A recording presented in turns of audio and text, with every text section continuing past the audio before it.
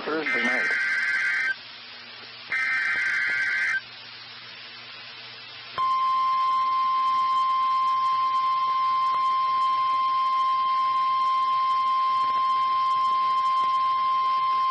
The National Weather Service in St. Louis has issued a severe thunderstorm warning for St. Charles County, Southeastern Lincoln County, Central Franklin County, Southeastern Warren County, until 4 p.m.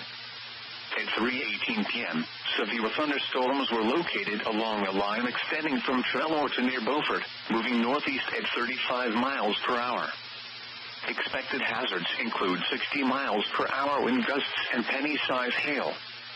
This is a radar-indicated threat. The following impacts are expected. Expect damage to roofs, siding, and trees. Severe thunderstorms will be near Marthasville around 3:25 p.m. Washington, Warrenton, Truesdale, and Innsbrook around 3:35 p.m.